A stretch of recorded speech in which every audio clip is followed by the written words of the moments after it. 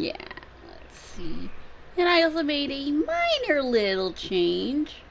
What, you've got a VTuber now? No, Huh, I got you rid got of the another chat subscriber. thing. Ah. So it's So a now lot this. easier to not have those things happen or pop up.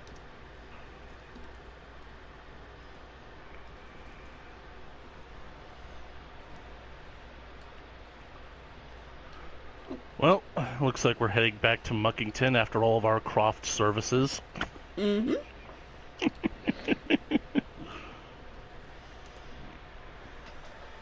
Croft services? Yes, hello everyone. I'm back for another usual stream filled with shenanigans. Gonna like. There we go. There we go. I had to like mute my laptop, the stream on my laptop temporarily because my other headset is broken. Oh, Yeah, the that's... one that's the annoying thing. The microphone to my other headset on my that I use in the USB port is now busted. The wire's not working right. That's definitely no good. Nope. On the plus The only... side, though, at least I got a USB port free for my external hard drive. Yep, that is definitely a bit of a plus. Do you know what would be even worse than that, though? What? Is if the microphone on your actual phone stopped working. Mm, yeah. I mean, imagine just not being able to make calls because nobody can hear you on the other end. Yeah. Anyways, with the starting joke that Link had there, last time we finished off the Tomb Raider special. Now we're back in Muckington to finally clean up a bit more around town. Especially since we got Bikini Bottom around the corner sometime this summer. Bring it around.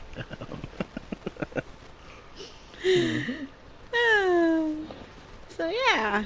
So we're gonna start this off by cleaning the fire helicopter. I mean, before leaving for England, I did do a lot for the fire department, so here we go. Do we have to put out the fires too, or do those get to stay? If so, cleaning it up might become a little bit more tricky. Yeah. Hey, we didn't start the fire. It was always burning as the world was turning. We can't be expected to put it out. Well, to be Oh fair, we my didn't. gosh, that's a classic song. To be fair, as far as I'm aware, we're not the ones who started making everything dirty, so. Yeah. Anyways, Denver Drill says, "Hey FA, we got one heck of a dirty copter on our hands. Your buddy Cal got himself in a real spot of bother up on Mount Rushless. Poor guy was so delirious from volcanic fumes he thought the mayor's hellish feeling was up there with him. He's fine now, but with the copter looks like something dug up from the bowels of the earth, which it nearly was. We got TV crews arriving there, so if you could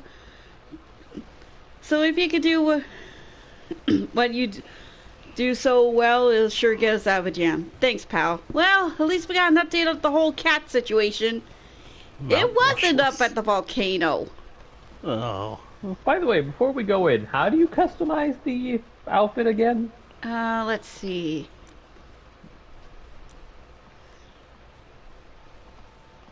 Let's see here. Hold on a second. I don't think it's Because I at went to the whole buying thing, but I don't see an option to change. Hmm.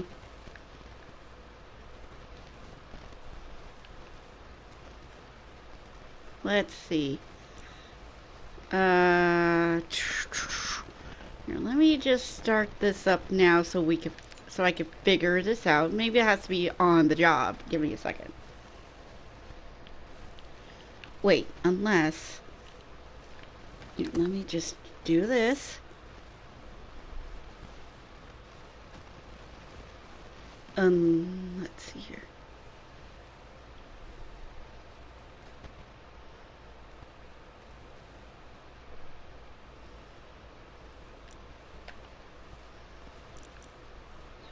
Oh. I'm an idiot. What? It's the inventory menu when you press the the center pad. Ah. Yeah. Well, that's all that little mystery.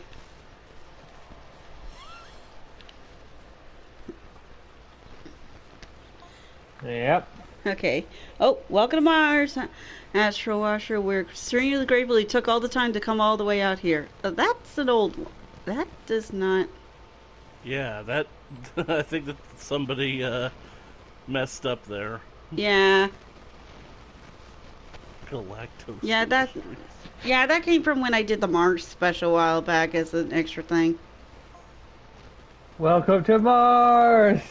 It looks a lot like Earth now since we've terraformed it successfully, but don't worry, you're definitely on Mars. Yeah, I recall those events totally.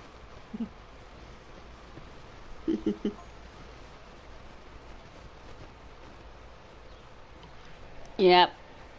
Okay, ignoring all that, let's see about getting you back in here. So, yeah. So I'll just... Really impressive rescue copter that they've got here. Yep, you could totally pull a man out of the river in Lego City with this. Yep. Yeah. Okay, invite. And... oh. Alrighty. Alright, here we go.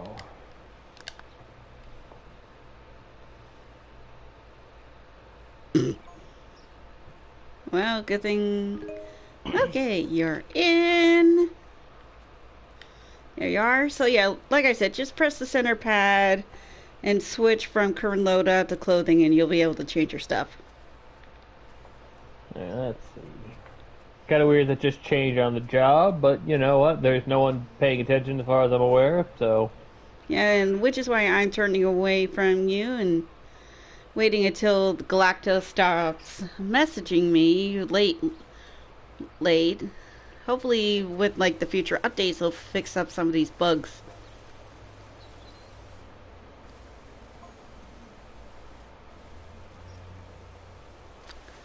So apparently I cleaned up a powerful psychoactive chemical.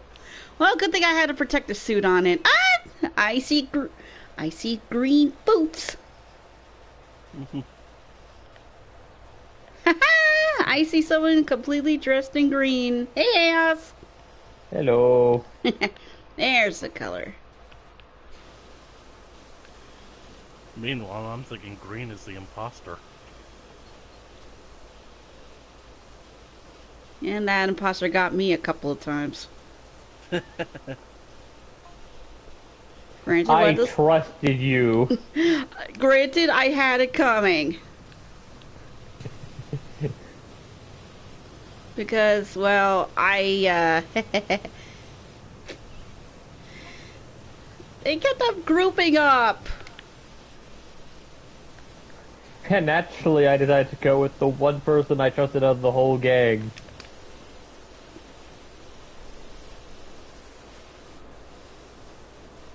That's considering I always ended up getting murdered first. Mm-hmm. Which, on the plus side, helped out when I used that to my advantage to create paranoia amongst the party, or at least create sympathy. I mean to say, not paranoia.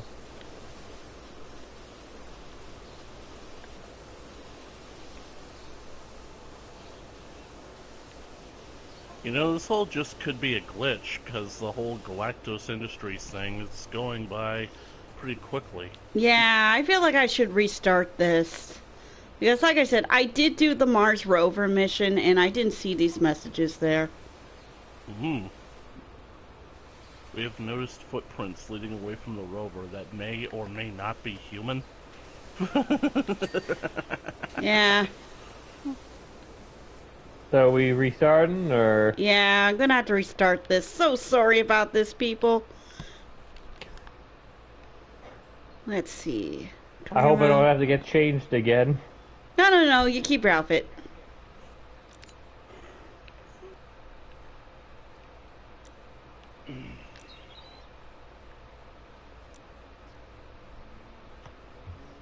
Okay, so gonna go. I think we're stuck. Yeah. Hang on. Do I have to leave or? Well, maybe the messages have already boosted up. Here we. Yeah, no.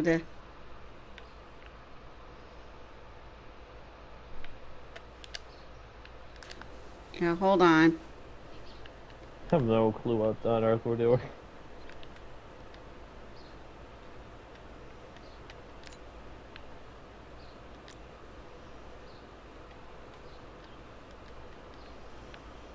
Well. Now the best we can do is just continue on. Hopefully the messages sorts themselves out. Yeah, real sorry about that, everyone. I have no idea why that started up after I did, Lara Croft. Mm. You're afraid of the time-space paradox.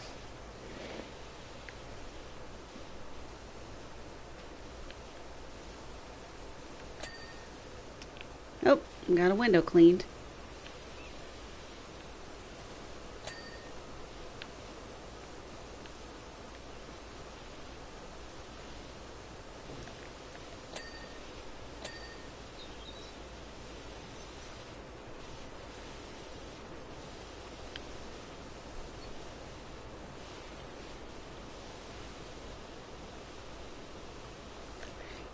Wait, you know what? Hold up. Mm-hmm. Let's see here. Hmm.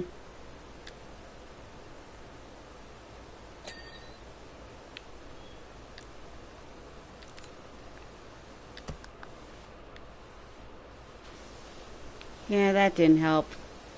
Oh, I'm sure once it hits 20% or something, we'll probably get a new message. Because all I said is that got an urgent message, got an urgent job for me here. But I'm sure something will pop up. Like I said, I hope they fix these bugs. Can't expect a game to be perfect on the first go.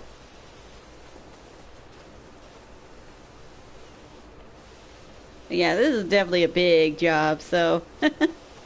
Anyways, what should we talk about here while we're cleaning up this crazy helicopter? Right, the annoying thing that you mentioned Oh, was the lack of headset, right? yeah. Yeah, Yes.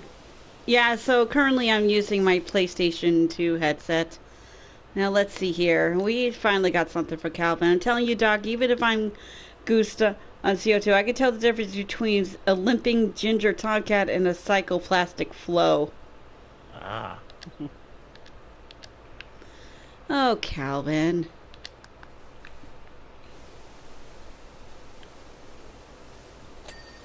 So yeah, I could definitely confirm the cat that we saw back at the house was Ulysses.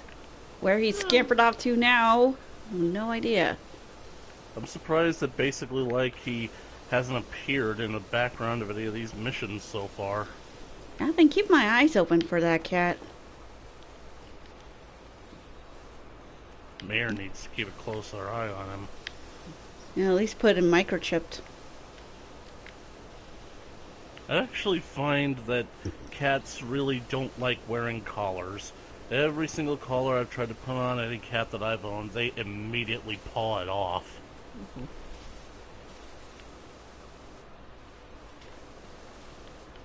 And just take that whole Catsar liquid thing and just swoosh right out of it.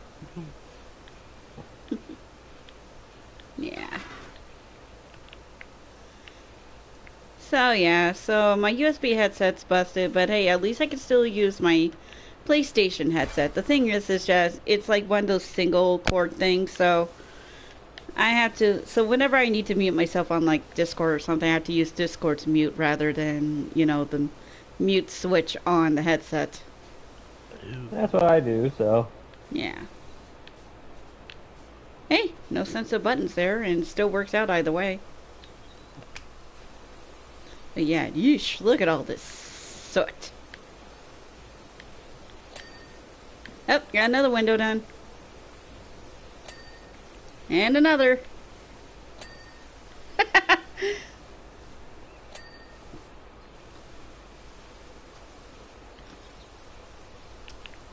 Don't try this at home, kids. Chaos, don't you hurt yourself up there. Oh, jeez! Yeah! Yeah, I say that's a fair assessment of the we are professionals message.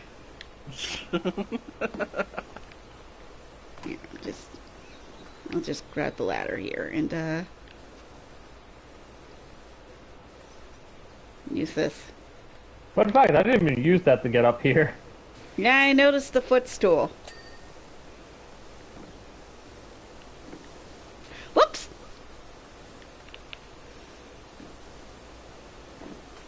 Yeah, I've been in another Minecraft watching kick lately. Another series that just started up that I'm really, like, curious of what's going to happen is called the New Life SMP. Yep. Yeah, basically, Scott, aka S Major, had started up a new series where there's a couple of very important mod packs among a bunch of others that helps add more things to Minecraft and everything, especially in terms of villagers and everything. Anyways, basically the premise of that series is that is that each of the players has 6 lives, and if they lose all 6 of those lives, they're banned from the server. But here's the thing, they also included 8 origins pack, where every time when they die, a new origin is picked up for them, each with unique talents and powers and weaknesses.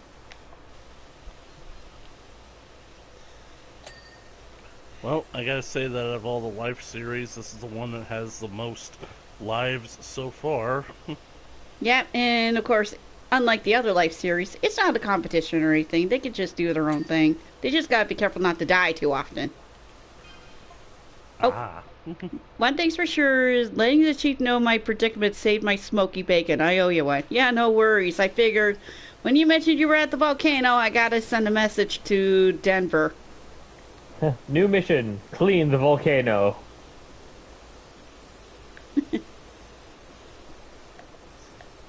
Taking Don't Try This at Home Kids to a brand new level.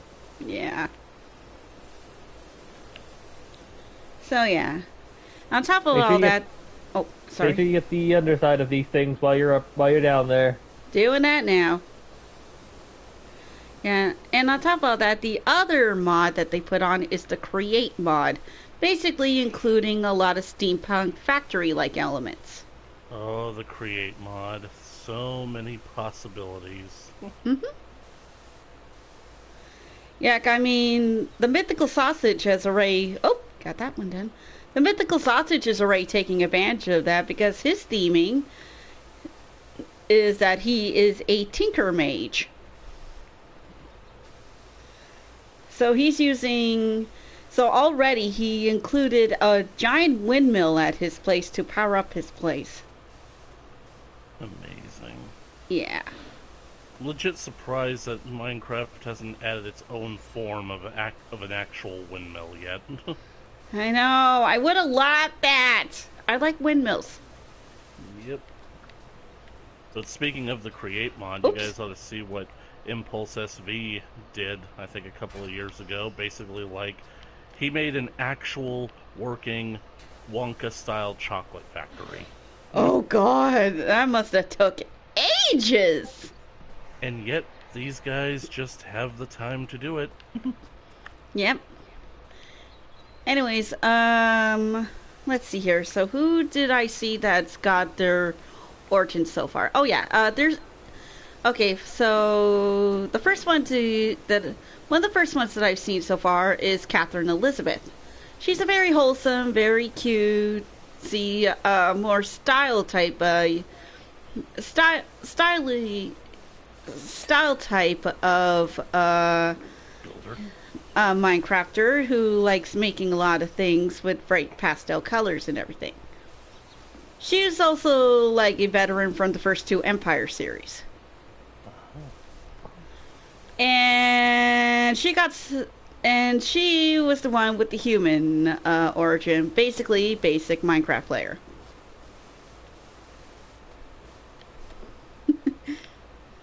But she's having fun with it as much as she can. And then there's Pearlescent Moon. You probably may have heard of her from Hermitcraft. Yep. She is a copper golem. She's a copper golem. Yep, she's able to use copper to make a lot of metallic items and redstone, and is able to easily change over redstone items. The caveat is that she can't handle water too well unless she uses a specific potion, unless she gets damage. I'm gonna have to check out this series, because I really want to see how all this works. Yeah. And of course I'm like 8 months behind on Hermitcraft Season 9, so... Yeah. So yeah, and in order to, like, fix up her heart, she actually does it by repairing herself with copper ingots. So she is going to be really stocking herself on copper until she loses her life and gets to the next origin. And then there's Mythical Sausage, who has taken on the ghast powers. He's able to jump up very fast up in the air and... Oh, and there's another good thing that came out of this. You remember we moved it to Floraine's old place? Yeah, I sure did, Calvin.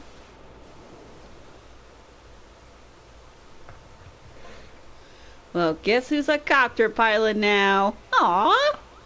Excellent.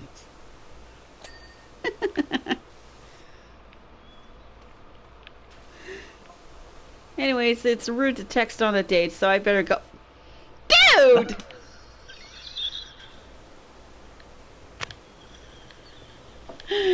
I'd say that's rude to text on a date.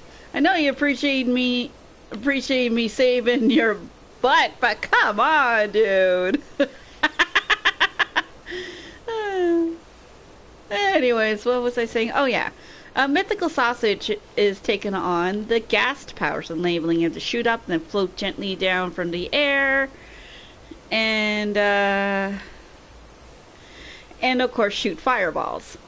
Thing is, he can't be in the rain.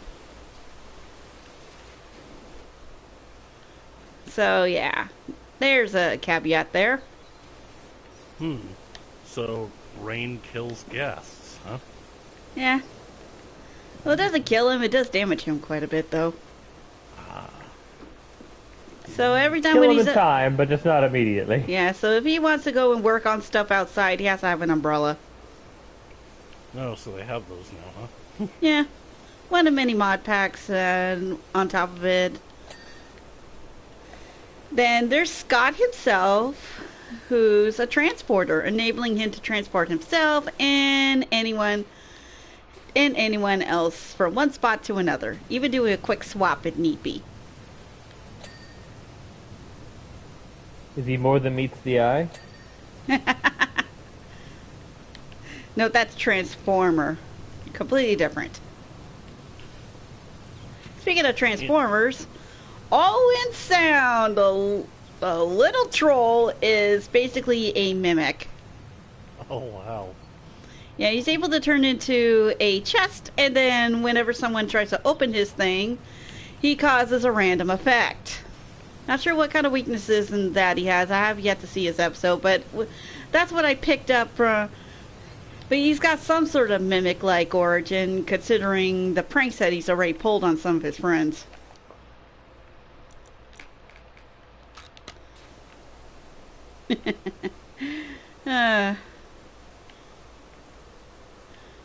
And let's see.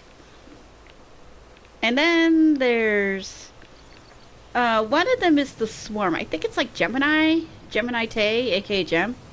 Yep, that'll probably be it. Yeah, so she's got a little. So she's considered a swarm. She's able to pollinate crops, making them grow faster. She's able to gently do a quick little glide, and she's able to cause mobs to breed quickly. Which, of course, she says she's going to use sparingly because she doesn't want to slow down the server. As someone who had to, like, keep a certain sister of mine from breeding too many axolotls on a little multiplayer bedrock thing that we had once, I can understand her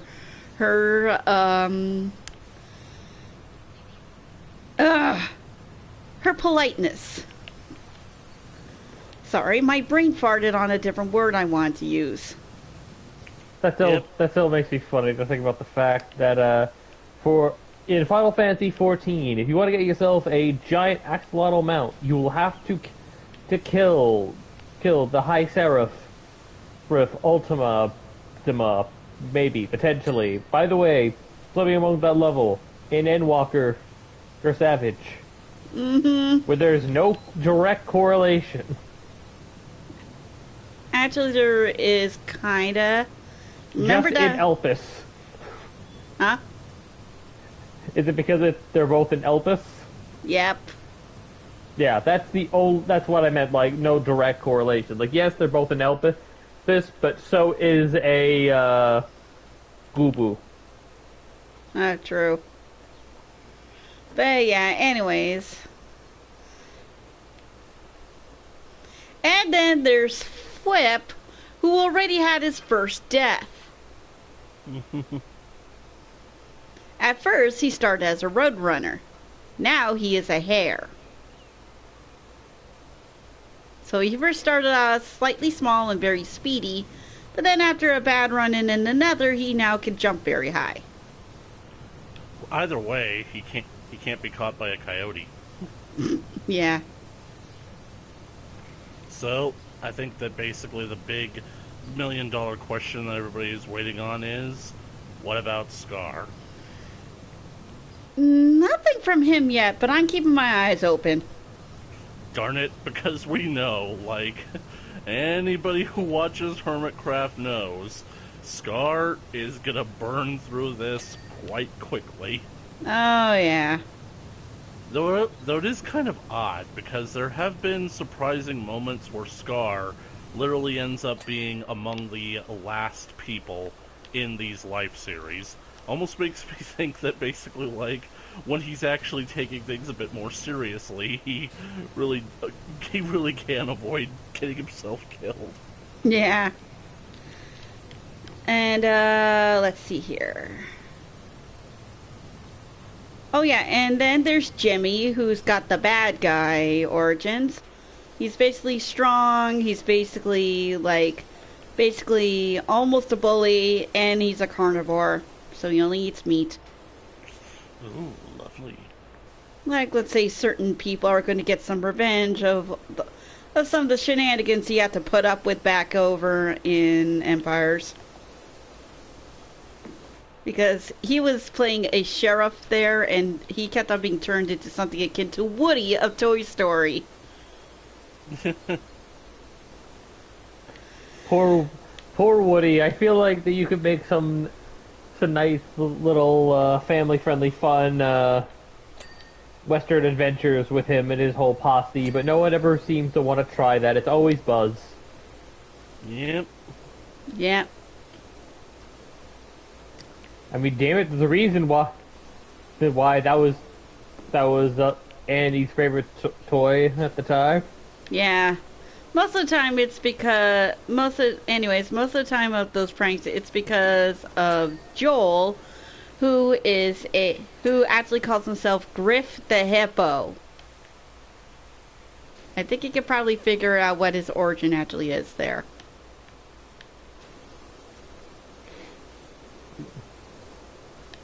A hippo? Yes.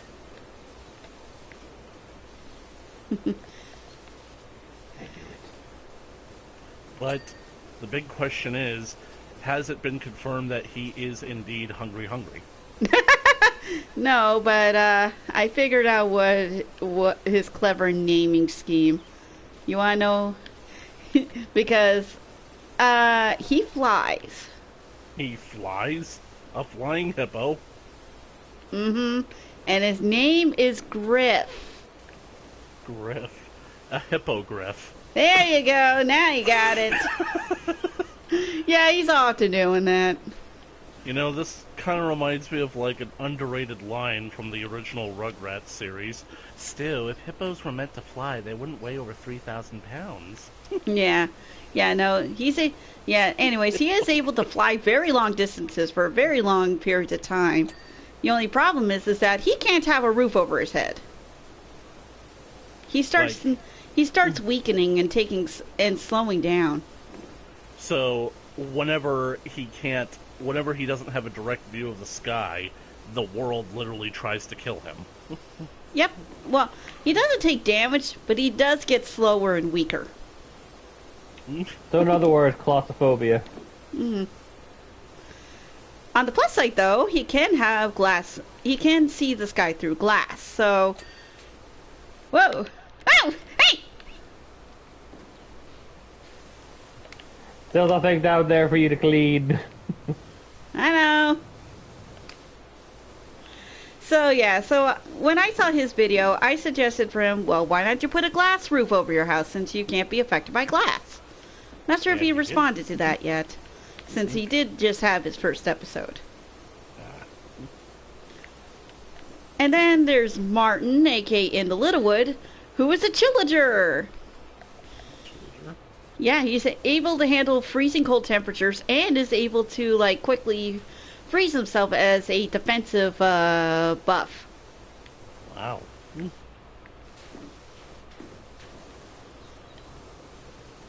Man, really made a whole lot of fast progress on the copter. Almost done. Yep.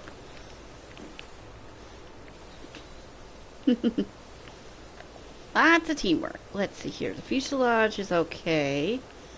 Oh, there's still stuff on this water tank.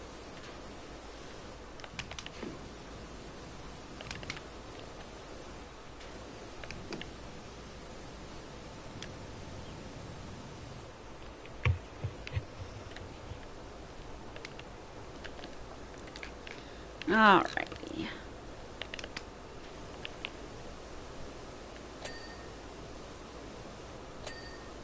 Well, one thing that basically, like, I've had on my mind for the past few days now is that, have you guys ever seen a movie called Brewster's Millions? No. Well, that's not surprising, considering that technically there are 5 of them. Yeah, this movie, it has been made and remade back since, like, the early 1900s. Like, basically, like, the earliest days of filmmaking was based off of a book, which then became a play, which then became a movie. And it seems like every few generations or so, they just gotta tell this story again, because it's a very unique and very intriguing story that I think everybody wants to basically kind of get in on at some point. Let me just basically kind of point this out to you.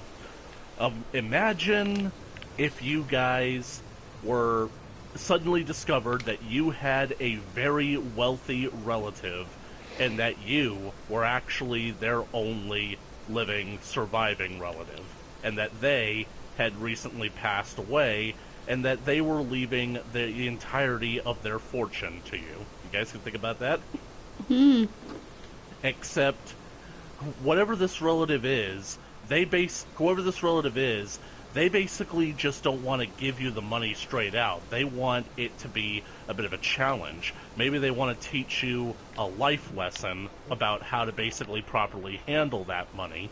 And their idea is that they want to make the idea of spending any of that money completely abhorrent to you.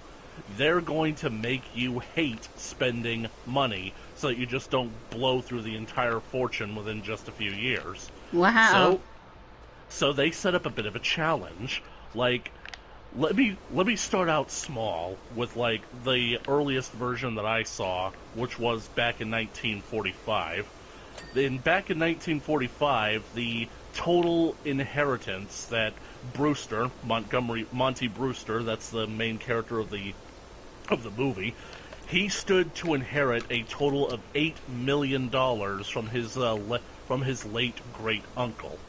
However, the uncle basically put in a stipulation that basically adds in the challenge to where Brewster can only receive $1 million at the time of the reading of the will, and he has until his 30th birthday to spend that entirety of the $1 million. And upon all of the $1 million being spent and all the receipts being accounted for, Brewster can then inherit the remaining amount of $7 million. Now, you might think, that's easy. That's not going to be a problem. Like, getting rid of $1 million, just give it to a charity or something. Maybe gamble it away. There are a few stipulations. For the one thing, you can only give 5% of the million to charity, and you can only gamble 5%. The remaining 90% has to be traded for things like goods and services, and you have to get your money's worth. Effectively speaking, you basically have to basically spend this money legitimately. And here's another thing. You think that maybe you could just go out and buy something expensive, that'll burn through the money quickly. Nope. A stipulation of the will is that at the end of it, at the time of the deadline, you you cannot have accumulated any assets. Effectively, the stipulations of the will are you can't have a single red cent to your name at the time of the deadline. You have to walk into that office with the clothes that you are wearing on your back being the only things that you actually own. As in, you have to be completely dirt poor with absolutely nothing to show for it when at the time of the challenge being completed. So, you can wow. So, that's basically when you realize that spending all that money and not being able to actually keep anything from that money, that's when things get difficult. And you know how I mentioned that in the 1940s version, Brewster was given until his 30th birthday to do this? Yes. Well, as it turns out, at the time of the movie, his uncle actually died 7 months prior to all this happening. The problem is that the estate couldn't find Brewster because he was actually a soldier enlisted in World War II and was deployed to Italy at the time. So by the time that Brewster gets back, his 30th birthday is only 2 months away. Oh, and no!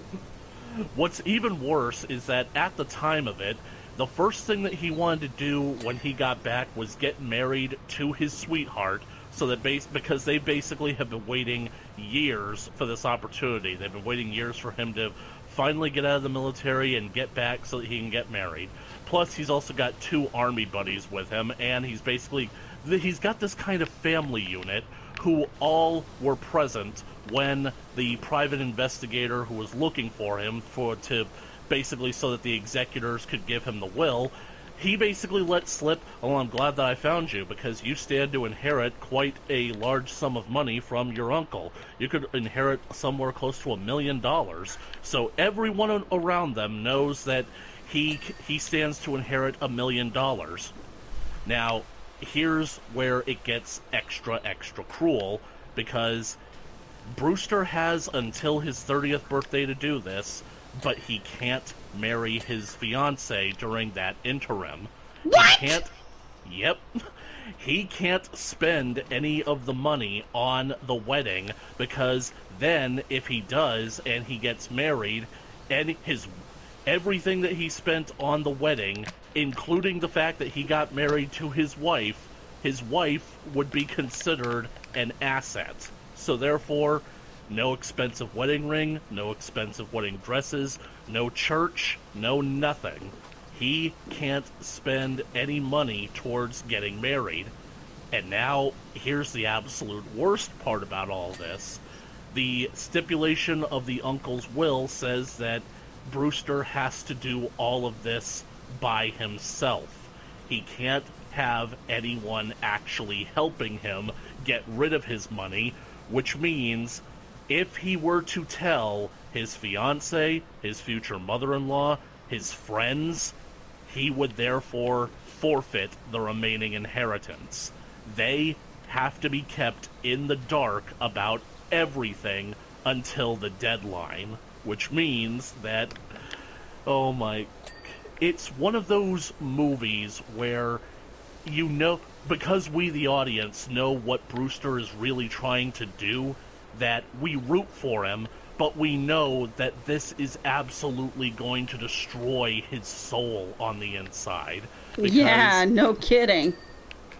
Because as soon as they get the money, all of his friends and all of his family, they want to start making good investments. They want to basically be frugally responsible so that not only does he not blow through his money, he actually can make more money.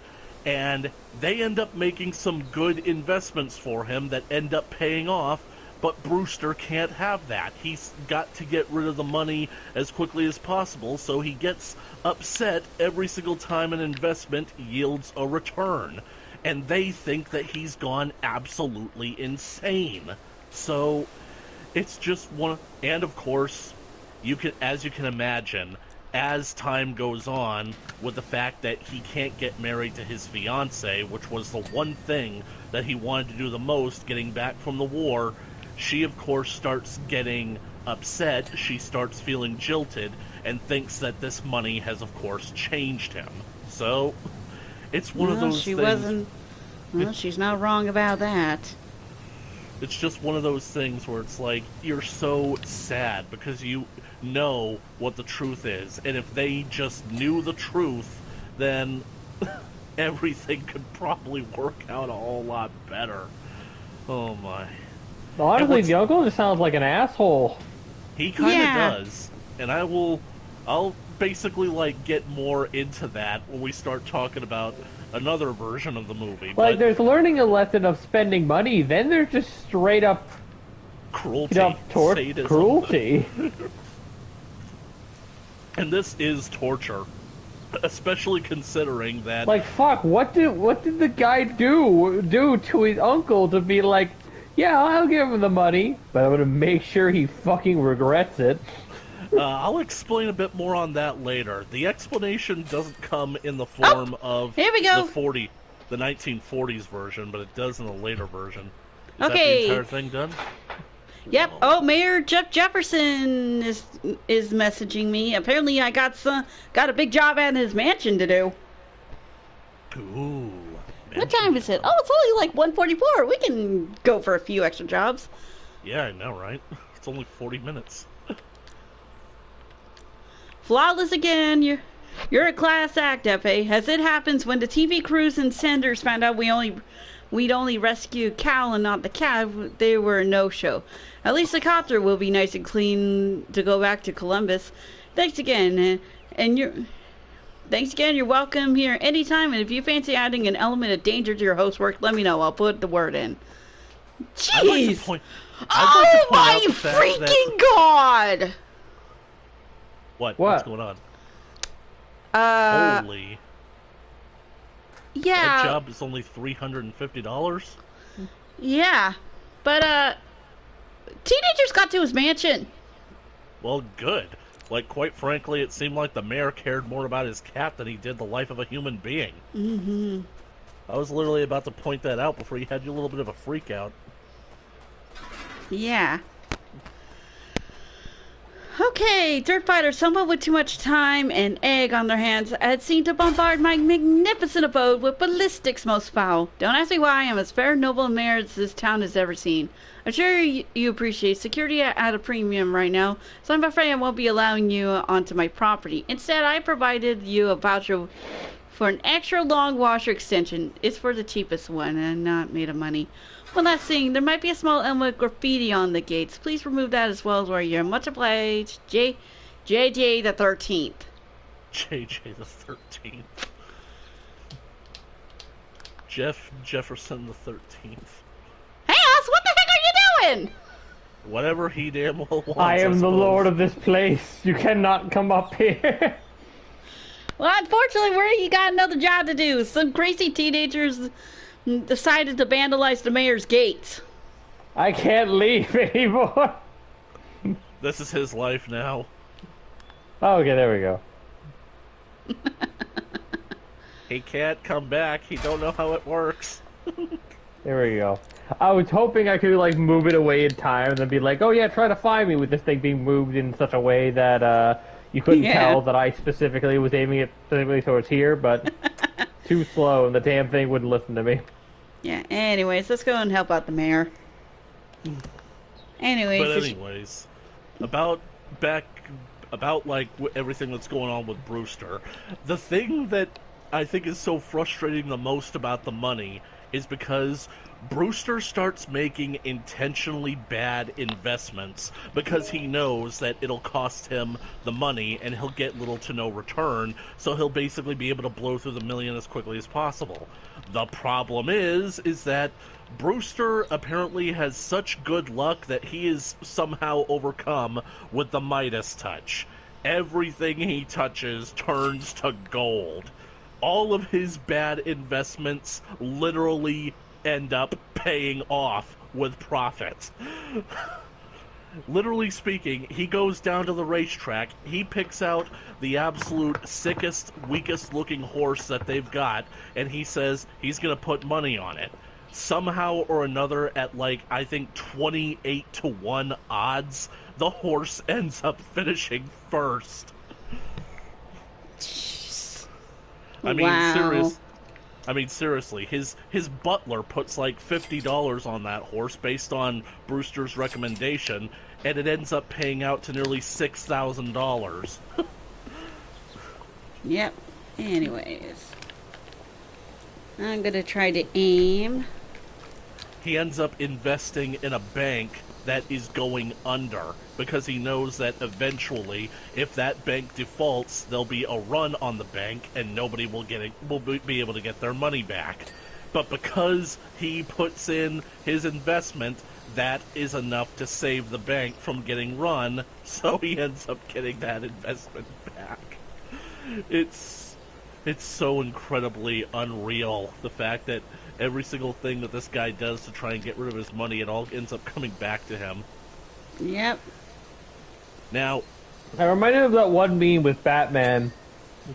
Bam, like what was it again? Like, oh yeah, where you just can't get rid of a bomb.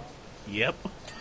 It's just, it's one of the, I think it's a movie that's basically meant to demonstrate the fact that the system really is set up to where the rich can only perpetually get richer. And if you're basically, like, not taking advantage of that system, like when you win the lottery, it really is your own damn fault. So, but anyways, like, Chaos was basically like asking some good questions. What the hell did Brewster do to his uncle to make him this cruel? Now, oh, JJ? Yeah, colossal number of eggs, is it? Oh, yeah! I'm the... Eggs Governor are expensive Steve... now. Yeah. Governor sees that he never seen such a sustained attack of eggs. Oh, good thing I spent some of my funds in getting the other extended ones. There's over 100 of them. Launch at a period of 15 minutes. Did they, like, do some freaking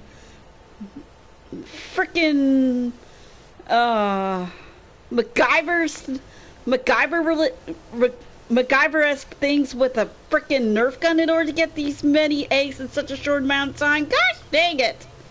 Actually, 100 eggs across 15 minutes, that's actually too long. You should be able to go through 100 eggs in, like, I'd say less than 2. These kids were taking their time. They had fun. Mm-hmm. Heck, I'm surprised that they didn't get caught. Yeah. It was an inside job. Probably. Yeah, anyways, as you were saying about Brewster? Okay, so the 1940s version really doesn't go into detail about it because I think that basically, like, the uncle basically was related to Brewster's great-grandmother, and they must have had some kind of falling out, the uncle was an entomologist. He studied insects and went down to South America, purchased some land because he was convinced that like that land was basically a hot spot for a rare insect species that he wanted to study. And as it turns out, he struck tin on that land, and that's how he made his fortune. And I think it's basically because he had such a strained relationship with Brewster's side of the family that he basically kind of wanted it to be a bit of a challenge, because it's like, Brewster's the last living relative, but he knows that he was on the outs with that side of the family, so he certainly doesn't want to make it easy. But this is the part where things get really interesting, because I told you there are 5 versions of this movie, and I've only ever seen 2 of them. And I think that the one that I'm going to talk about next is arguably the most interesting one, because it was made back in 1985 and stars big comedic legends like Richard Pryor and John Candy. So they made it into a comedy. Of course it's a comedy. This entire thing is a comedy. Don't you see it? A very cruel comedy. It is, but that's what most comedies are when you go back. Comedies are tragedy, but they're not happening to you. So, comedies are really the main stipulation of comedy is that it has a happy ending. Yeah. Anyways, the sheer variety of hue in the yolks. From a rich ochre to an almost lemon yellow.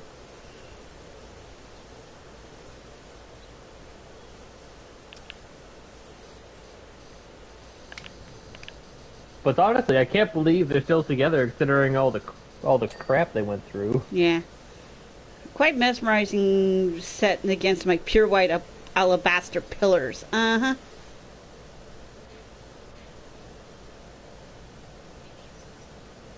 What are they doing about the eggshells? No idea. There we go. Yeah, while Chaos is handling the outside walls, I'm aiming at the mess at the manor. Yep.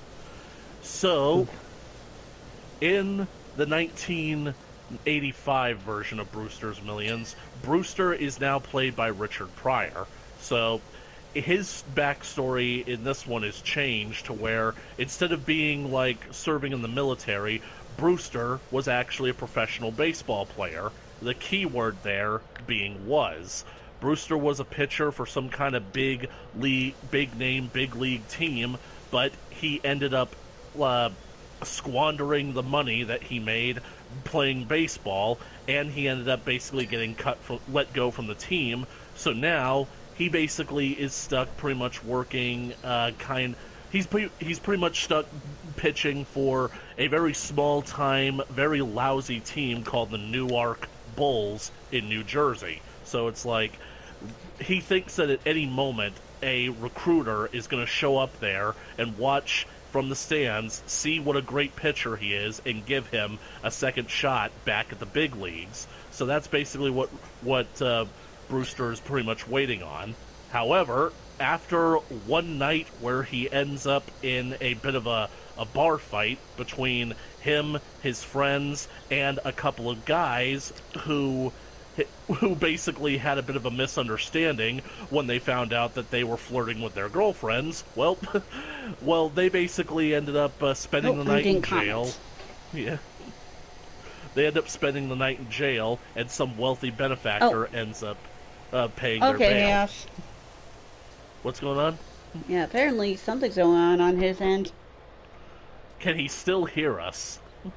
He probably does. He just didn't want to be, like, interrupting anything. I get you. So. Whoa. His arm is twitching. Yeah.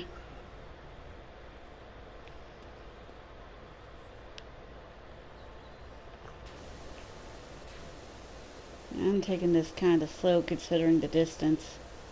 Yep, you don't want to run out of soap. I'm not even using soap. Oh. The fact is that the further away it is, I can't be, like, super quick in, like, trying to get rid of the stuff. Yeah, you can't just blast it away because it's losing force the farther it goes. Mm-hmm.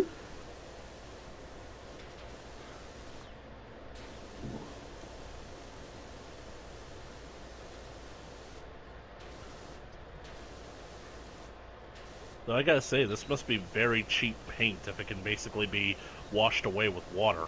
Yeah. There we go. Stairs are done.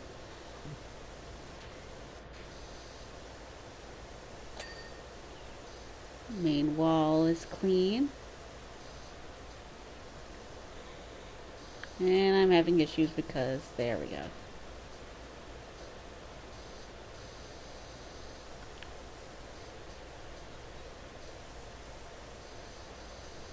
Ah, there's the little devil. There we go.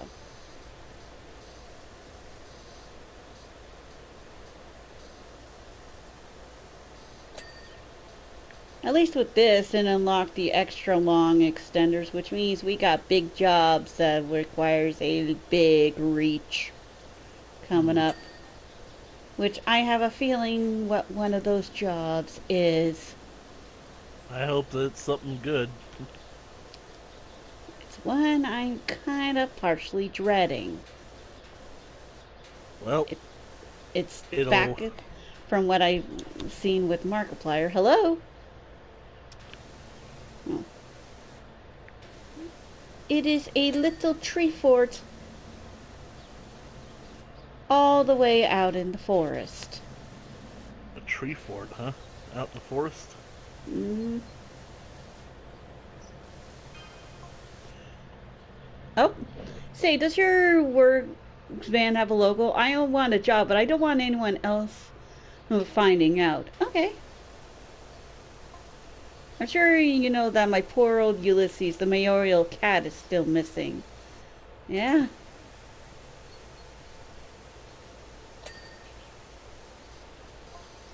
We've all been frantic with worry.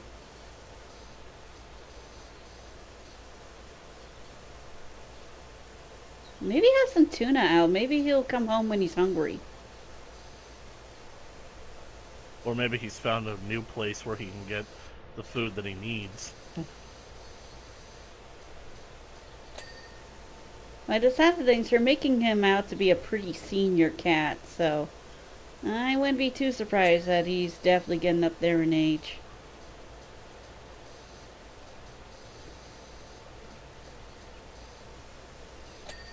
There we go. Now to figure out how to... Aha! Alrighty, I'm back. Hey! Excellent. Everything okay on your end? Oh, the dog was making noise.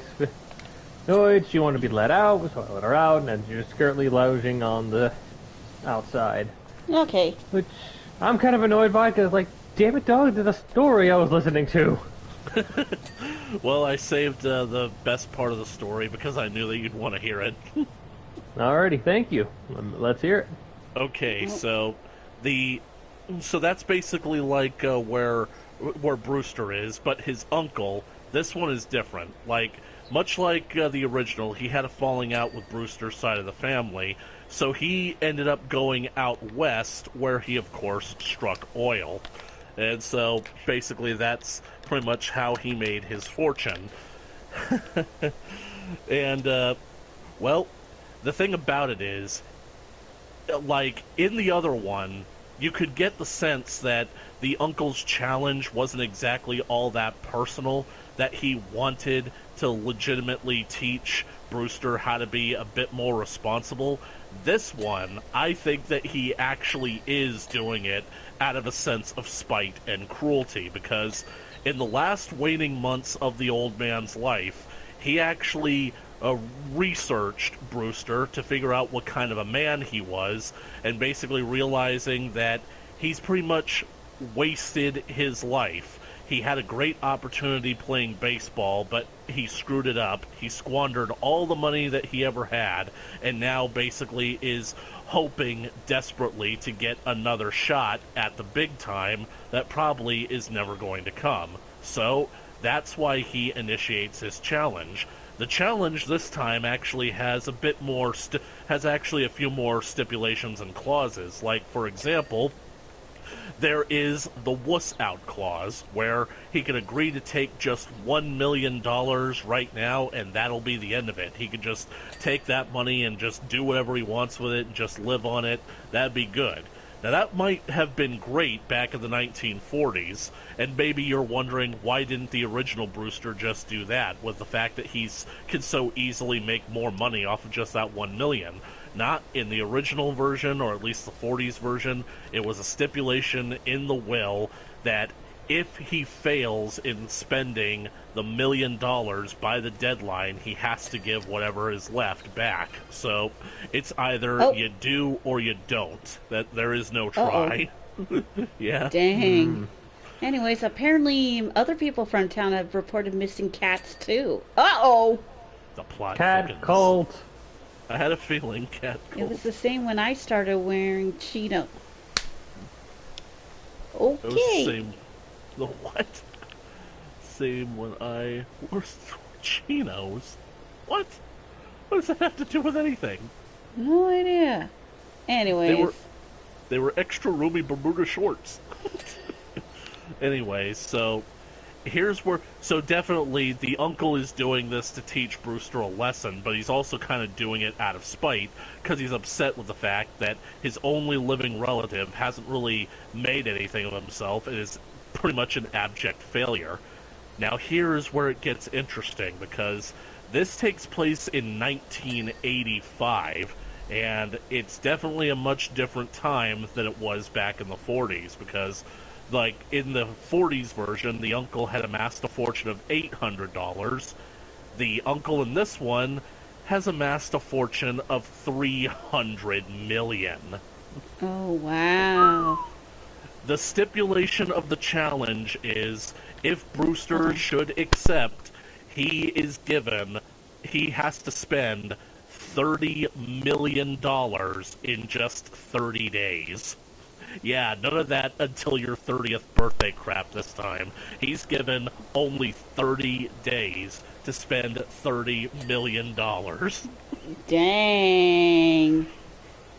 And only 5% can be spent on blackjack and... Yeah, only 5% can be spent on gambling, and only 5% can be given to charity. And so... This movie is just downright crazy and just downright insane with all the ways that Brewster comes up with to spend all the money, because he really wants to go for that $300 million, because let's face it, at $300 million, you're not only set for life, your great-grandchildren are set for life, because at that point, unless you do something incredibly stupid, or all of civilization comes crashing down around you, the only way you're going to spend through all of that money is if, well, you're not going to spend through all of it, because, like, you're going to make more and more money on that alone. And here's even the most painful part, because per stipulation of the will, the lawyers who are putting on the challenge, who are basically overseeing it, they have to assign an accountant to basically follow Brewster around and keep track of how much money he has spent and basically handle his finances. When Brewster goes down to the bank to make his first withdrawal on the $30,000, there are 3 gigantic pallets that are just covered in stacks of $100 bills, and it's just huge. And so the bank literally offers kind of like an interest, I think at like a non-qualifying interest at like friggin' I think maybe 24%, and literally speaking, the accountant says that after the first year alone, the interest would basically have come to a profit of $7.94 million. So basically, if Brewster pretty much could just have the option of leaving the $30 million in the bank for all that time and just not touching it, it would literally make him so much more money. He could literally live on the interest alone for the rest of his life and have money to spare. Isn't that insane? Yeah. Yes, it is. So imagine basically what it'll be like when he gets all 300 million. So, but here's the worst part.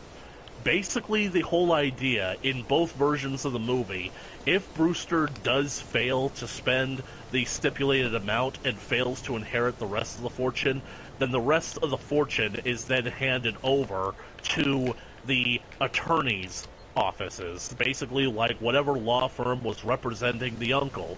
Now, this doesn't seem like all that much of a problem in the original version, but in the 1985 version, at $300 million from one of their most lucrative clients, the attorneys aren't going to want to let that money go, so they end up implanting a mole in Brewster's operations.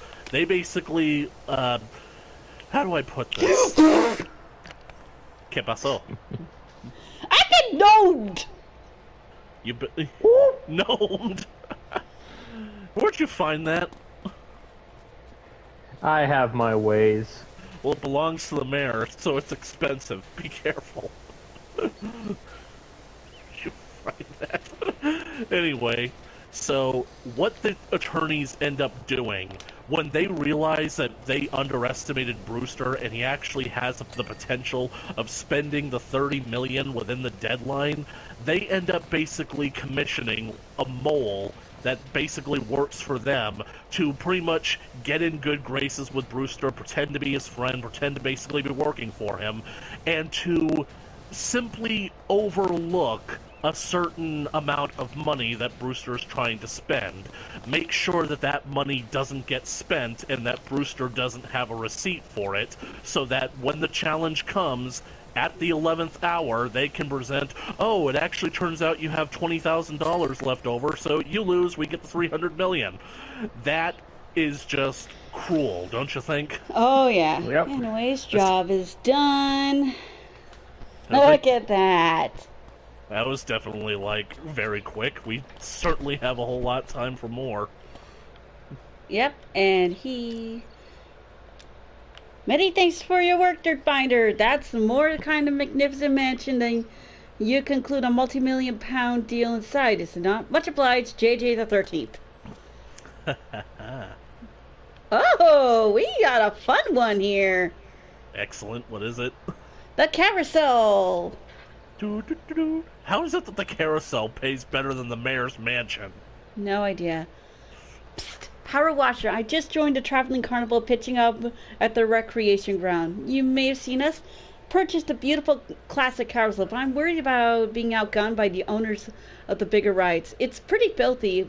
Was going to clean it myself, but then I thought, what would happen if I give her a deep clean and really made her pop?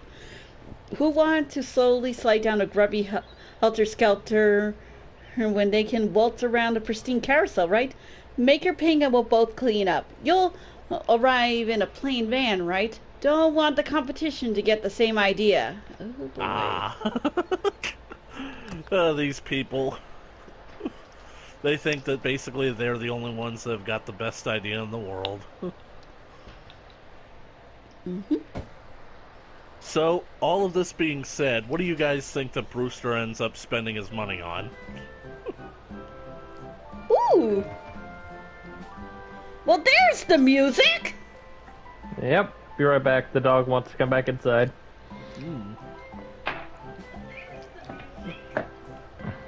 Cute, funny music. I'm guessing it's not gambling and girls, is it? No, he can only give 5% to gambling, and, well, quite frankly, well, in the 1985 version, Brewster is unattached, and he actually ends up falling for the accountant. So he spent it on a wedding? No, he doesn't spend it on a wedding. He can't spend it on a wedding. Ah. Because, well, basically the whole idea with he of course does a whole lot of frivolous things. He immediately draws out like a few million from the first day, and his friend Spike, played by John Candy, is like, "Are you crazy? You can't walk down the streets of New York carrying that kind of cash on you. It's dangerous." "Yeah, it's dangerous. I need a bodyguard." So he immediately walks up to one of the guards working at the bank. It's like, "How much are they paying you a week?" "About 300. "You can't live on that. I'll give you $1,000 a week to be my personal bodyguard." Done. So basically he ends up just pretty much just roaming the street, ends up hiring anybody who is within earshot, and basically offering them incredible pay just so that he can basically get rid of his money as quickly as possible. He gets into a taxi cab, that cab driver becomes his personal driver. He ends up basically like, he ends up buying lunch on the street for a crowd of people and just takes them to the fanciest restaurant. It's like, how many people we got here? 40? Let's say 40 people at $100 each? Nah, let's be generous. Let's give them $200 each. So basically, he spent it more on other people than just himself. Yeah, basically, like, the idea is that that's kind of like what he ends up doing. He pretty much, like, tries to pretty much give as much of the money as he can away, but while still claiming that he's getting his money's worth. Uh-oh, busted! What's busted? Kevin Bernard? Yeah, Kevin Bernard messaged me. State your business. Yeah, my name is Kevin Bernard, proprietor of Wangerfoot Carnival's Helter Skelter. Please state your business. I'm just a humble cleaner. I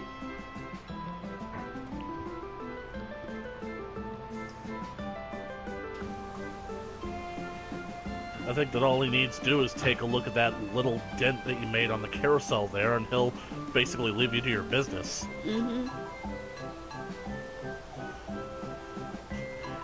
I mean, it gets really incredible to the point of how cleverly Brewster ends up spending his money, because you remember basically that I told you about the Newark Bulls, the baseball team that he ended up playing with?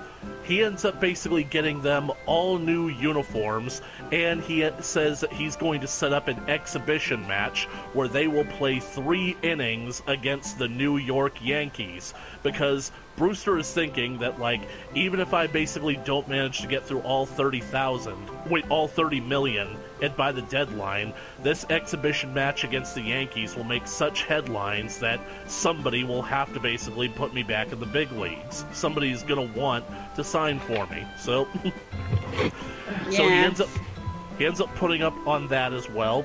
And here's one of the most brilliant things he ever did. Stamps, because you know, like, how misprinted stamps can actually become more valuable with time because they're rare, valuable, misprinted kind of things. So yeah, so he hired someone to make misprinted stamp and whatnot. That would be an asset. So right. He ends up going to a stamp antique shop that basically collects very rare, antiquated, and very valuable misprinted stamps. The stamp that he basically looks at is, like, I think worth, $740,000, and he buys it. And the purchase is literally so big that it ends up in the next morning's newspaper, where the lawyers that basically are in control of his great-uncle's estate, they see it, and it's like, huh, this guy is an idiot, because that stamp worth that amount of money, it basically is considered to be quite an asset, isn't it? The kid had no idea what he was doing from the start. So right then and there, they think they've won, until they get the rest of their morning's mail, and they realize that he sent them a letter using the stamp as postage. Because by using the stamp, it is now worthless. Literally speaking, it's no longer considered an asset.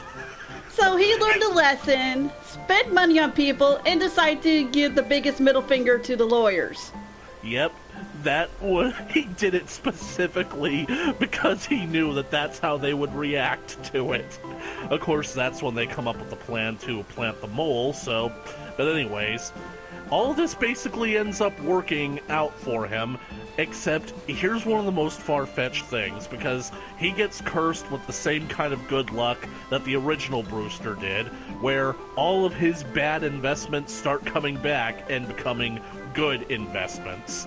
He ends up basically backing.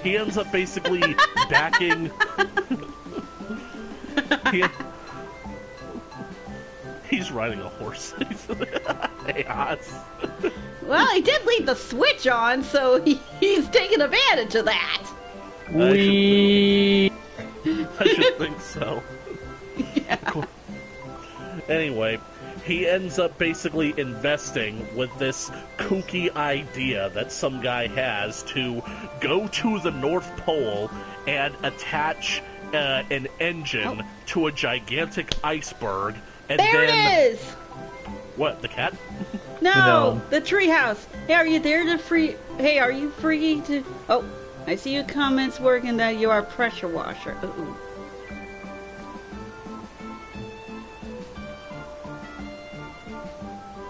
I ended up getting 2 messages at once.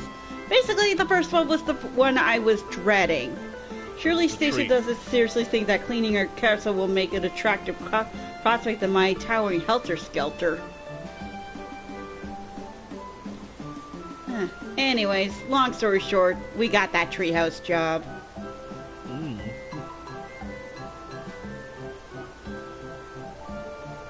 Too bad that Brian guy had to basically interrupt it. Yeah, so hang on, let me just get the first one.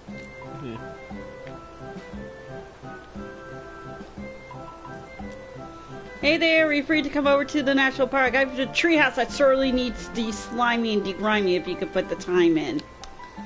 Yeah, there it is. And you're dreading this one, because you probably won't be able to tell what is dirty and what isn't. No, I've seen how long Markiplier took on it, and it almost drove him insane. I have a feeling that that's going to be next week's episode. Yeah, pretty much. So anyways, how well did that North Pole trip go?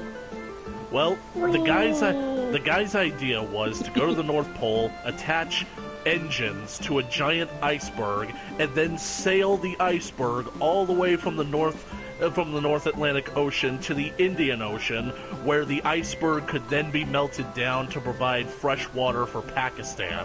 It was an absolutely insane idea that no one ever thought was going to work. The iceberg would have either melted or broken apart before it ever got there, and Brewster's investors are telling him there's no way that this is going to work. You should not get in on this. But he does because he thinks it's going to be a big financial sink, and he invests $10 million in it. And it works. It works. He not only gets his investment back, but the company that basically got this harebrained idea, they get bought out by an oil company, and they basically offer Brewster to be one of their potential biggest stockholders, to the point where he could be making $9 million a month if he stuck with them. It's like, no, I can't do it. Sell it. Get rid of it. Sell it all. Sell.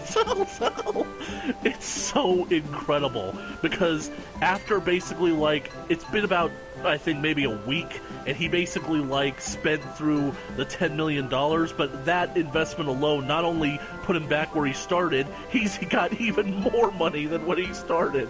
So now Brewster is, like, panicking, because he's like, I don't know what to do. I've only got, like, 3 weeks left. How am I going to end up doing this? And then he happens to turn on the news, where there happens to be, fortunately for him, a mayoral election going on, and the newscaster is talking about how both candidates have spent a literal fortune running smear campaigns against the other. So that gives Brewster the idea, I'm gonna run for mayor. He ends up running a bogus mayoral campaign, basically where he's trying to convince people, I'm actually not running for mayor because I don't want you to vote for me. Because I'm basically looking at both the candidates and I'm thinking, these are the best we got? He runs his entire mayoral campaign on the principle of voting for none of the above. He literally he basically is talking to the people, pretty much kind of like exposing what politicians are. They're all greedy, they're all liars, they're all basically full of nothing but crap, and all they want to do is basically just scam you so that they can continue to make more money. It's like, we, the people, deserve better than that, so we shouldn't be voting for any of them. So, anyway, it's so friggin' hilarious because he even flat out says, "Who is trying to buy your vote?" And everybody unanimously cheers, "You are!" Because he's spending so much money on this campaign. Anyway, it's so funny because, like, the day of the big exhibition match against the Yankees comes, and unfortunately the match doesn't really go well in his favor. They actually do a pretty good job against the Yankees, and basically because it's only 3 innings, the Yankees end up getting this really good lead on them, and it's basically too late for them to recover, and Brewster has to be taken out of the pitching position because it's clear that he just can't outpitch these guys. He's gotten older, he doesn't have it in him anymore. By the way, out of curiosity, which team is he for? The Newark Bulls. So oh, okay, then never mind. I was going to say, because if it was like a team like the Red Sox, I'd call foul on that one. That, definitely, you know. foul. Yeah, like, the Newark Bulls, they were like such a small-time team, and they were so bad. Their baseball field is literally built around a train track, and the trains still come through. Every few minutes, they gotta stop playing because a train comes through the field. So, it's so funny.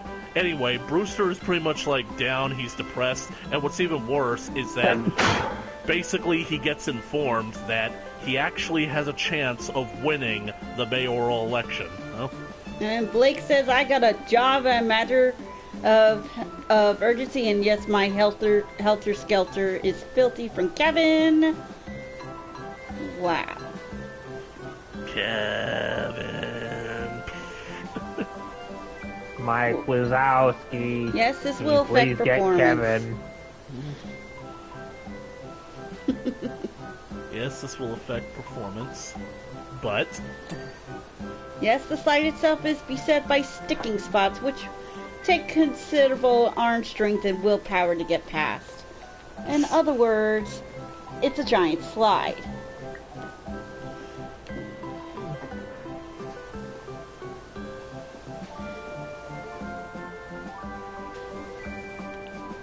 That Kevin guy is going to be begging you to clean it before the end of this. Mm-hmm. But anyways, so upon realizing that he actually stands a chance to win the mayoral election because the people of New York are just tired of the phony politicians and they like him because he's actually telling the truth about the way that things are, at the baseball game, as they're doing like the closing ceremonies, he has to go out there and address the entire crowd that I am pulling out of the race because I didn't think that anybody would take me seriously. It was just supposed to be a joke. I just had an idea that maybe things need to change. And you guys basically do want that change, but I'm not the guy that can bring the change. And so, that basically is like... The saddest thing is that the day that the challenge comes to an end, Brewster leaves the expensive hotel that he's been living in. The doorman greets him and says, "I went down and voted this morning. You want to know who I voted for? None of the above." It seemed like the people of New York actually wanted him to actually, do this job, but... Unfortunately, Brewster was only just in it to get rid of as much money as he could. So, but that's basically like the kind of things that he had to resort to. He ended up having to run a bogus mayoral campaign just to blow through as much money as possible. So, I guess basically like in the end, the reason why I'm bringing up this entire thing, because it's one of the things that you really can't help but think about. If you guys were put in this position, you had to spend a certain amount of money by a certain time, and you couldn't have anything accumulated by it by the end of it all, what would you guys try to do? Train Simulator. Train Simulator. Elaborate. Long story short simulator game on PC, so immediately tried to refund it as soon as it's done. Well, the thing about it is, Chaos, if you basically fund the creation of this game and the game does get completed and get released, oh no, it's already a released product. So you'd buy the game. Yes. Well, that in of itself would be an asset that you would basically have in your name at the end of it all, so... Depending on how the refund policy work, I could potentially do it, get rid of the game, while at the same time not having it be an asset. And that game has a lot of DLCs. You want to know how many DLCs? How many? $1 billion worth. $1 billion worth of DLCs alone? Mm-hmm. Yes, for a train simulator. What are they expecting from this kind of game? $1 billion, apparently. But I mean, what is it like in the DLC that they are offering that they think comes out to an accumulation of that value worth? I don't know, man. There's a company out there that, for whatever reason, decided, yeah, let's make a game about Gollum from Lord of the Rings. That sounds like a good investment. I mean, it actually I don't know if they be. have that challenge. Because that game is not doing all too well. Nope, Oh. a lot of people say it's kind of stinks. Man, that's a bit disappointing. I'm frustrated, because apparently we didn't get like a sequel to, or any use out of any of the assets used in, the Shadow of War Mordor games was because of this particular game. Oh, man. Like, damn it, do you know how long I've been waiting for, like, some sort of sequel game to come out? Like, 'cause I don't care, like, whether it continues the plot from, Shadow of War, because they ended on a pretty good note, or go on its own, thing in a different era, but I feel like it's definitely just something that can be used. At least, damn it, I want a chance to, at the very least, go back and be able to interact with my orcs again in a brand new manner, because, well, currently I'm just kind of stuck. I'm in that awkward place in Shadow of War where no matter what I can do, I can't really interact too much with my followers, because best case scenario, we're just pretty much bullying the local orc population.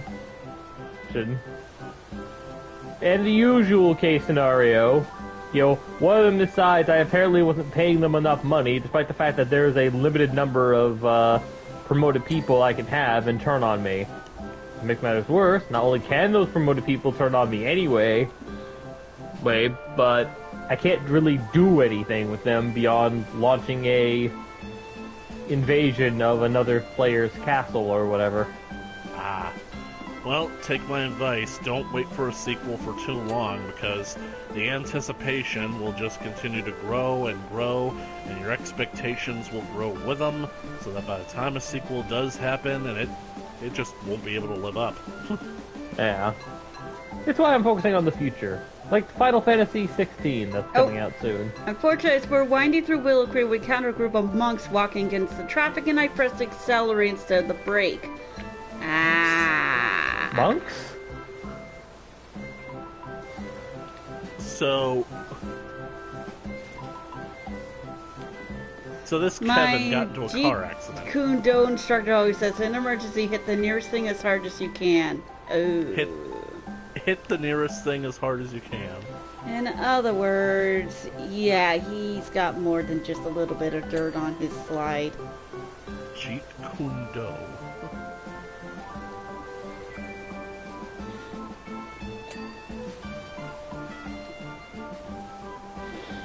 Yeah, I have a feeling that basically you probably shouldn't clean that slide, because I think that it might count as evidence. But yeah, I think that basically buying a video game would actually still count as an asset, because, I mean, like, you can only return the game, like, I don't know, like, within, what, 24 hours? Something like that? You can only get your money back within 24 hours.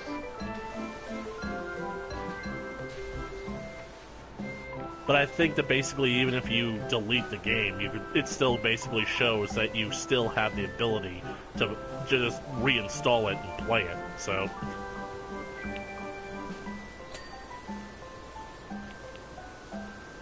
We'll look at the refund policy, but I know that normally for games it's not all that great. Speaking of things, Blockbuster has recently been doing a little bit better recently. really, they're back? Maybe not like as much of a kick, but they are getting a lot better because of Netflix with their no password sharing thing frenzy that they're currently in. Yeah, that's totally gonna flop, because, I mean, like, basically I think that I thought that Netflix already walked back on that months ago. Nope, apparently they're going back at it. Unbelievable. How many times do we have to teach you this lesson, old man? If you guys really want to save money, quit giving it to the people who are not good at creating things. In fact, just stop making Netflix originals to begin with. Just go back to hosting a few of the things that you basically had on the platform to begin with, and stop basically trying to sink more money into your own original content. You guys aren't good at it. Might want to talk to James of the Odd Ones out about that one. Well, honestly, I don't even know how he ended up getting some kind of Netflix series or whatever. Well, he already has a bit of a career on YouTube from doing his own little animation stories. And that's exactly my point. Like, why would somebody get a prescription to Netflix to watch something that they could get on YouTube for free? Well, the thing is, it's different from what he has on YouTube. I just basically, like, cannot fathom that. Like, who at Netflix basically was watching, like, James' Storytime videos and decided, you know what, let's give this guy a series. Actually, James worked his butt off trying to impress them in order to get his series. Yeah.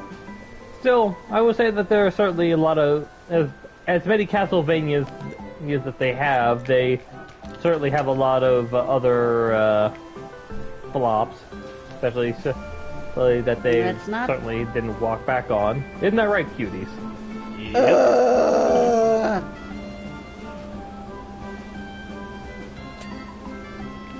I know one show that, if I had to be honest, like, maybe it's definitely not as offensive as that particular movie, but at the same time, I can't help but feel slightly miffed about it, and it's the Yosuke anime that they did a while back.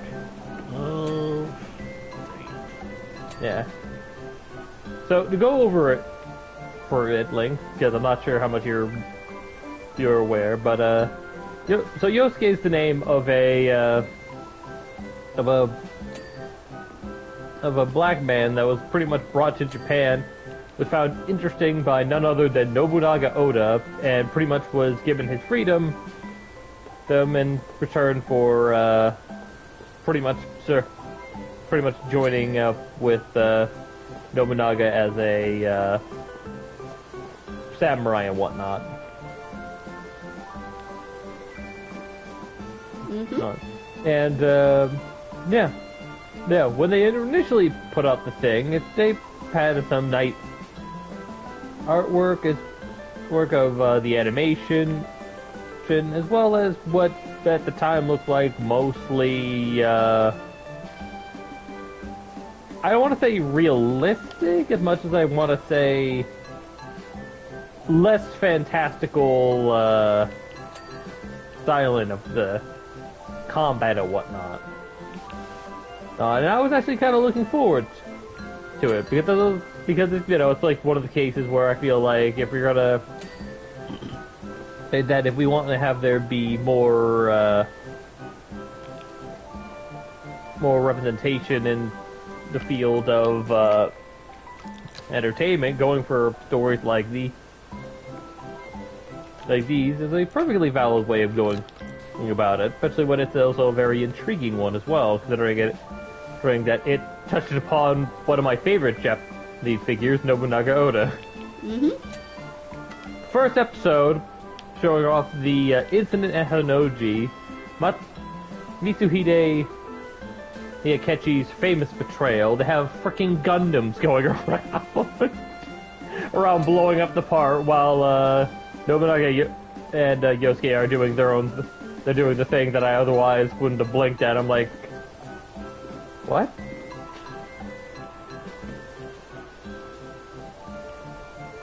Mm-hmm. And then the whole thing Fell apart from there. yeah, pretty much. They had you definitely feel like this anime wanted to be something else, but they felt like trying to cram in the bit with Yosuke in there. And for whatever reason, they wanted to specifically make sure his lore was as realistic as possible, despite having a lot more of these other weird properties. Like they had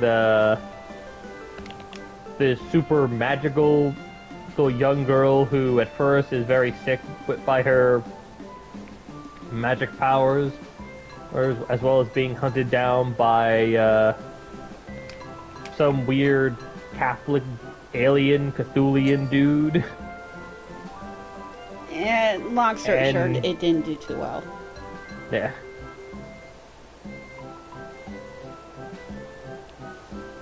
The main problem is that it just did not know what it wanted to be. And the show that it was leaning towards wanting to be wasn't what they were selling at all. Yeah. Although my sure-like reflexes saved the lives of the monks, my helter-skelter fell off the toe and rolled down the entire creek. Okay. So the monks are okay. Yeah, but it sounds like good. The slide hit the pond. Bad news, it's covering everything from tertiary chalk to Permian mudstone. Permian mudstone? Oh. Good news, it represents a thorough illustration of our geologic past. Well,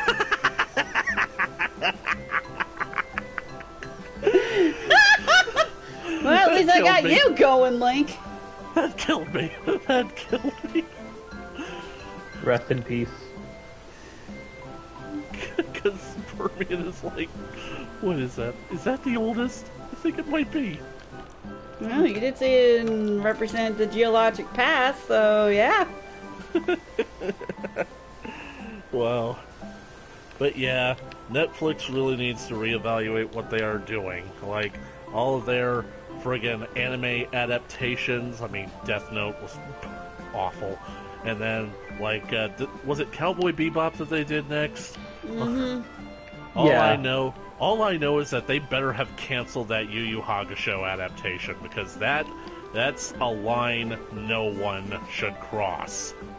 Amen. I remember watching that show on Toonami. Yeah, I don't recall seeing it. I think I missed that one. I actually rewatched it on Funimation a few years back, and it just brought me right back. And yet, ironically, I ended up stopping the same place that I stopped when I was watching it on Toonami. Which spa was it? You what? Which spa was it that you stopped at? You can't remember. I don't understand the question. Which ba you saying? Stop! Which Where did spot? you stop? Well, you don't really know the show, so I don't really know how to answer that. Okay, well, I've seen like a bit of the manga in those Shonen Jump magazines. It was after the Dark Tournament. Basically, Yusuke gets back and he gets kidnapped by these guys who can control their environment. And as it turns out, it was all a trick that was set on by Genkai to basically teach him about environmental controlling fighters and whatnot. I don't know why I stopped watching at that point, but I don't know. Maybe I got busy, maybe I got distracted with other things. All I remember from what happened when I stopped is that there was some guy who turned his hand into an actual gun. Ah. I just don't know why. For some reason, I can't seem to ever finish any kind of anime that I watch. Like, seriously. Rurouni Kenshin was on Netflix. I basically, watched even farther than I got when I was watching on Toonami. I almost finished it, but for some reason I stopped, and what kept saying I'll get back to it in a few days. Before I knew it, it was gone. And the same thing with Yu Yu Hakusho. I stopped, I never went back. Then I watched Attack on Titan. I had to stop because Season 3 literally left me so emotionally exhausted that it's like, I'm not ready for Season 4. I cannot watch Season 4 after all of that. I can't even get through the first episode of Season 1 with that show, so... Yeah, I think that you should give it I think that you should try again. Like, it really is a great series. No. The problem is that there's not enough cuteness in this factor to help keep her motivated to go through with it. Yeah, no. It's not that. It's that I couldn't do the first episode. I tried. Get that ladder out of there. Yeah, I tried the first episode with my sister.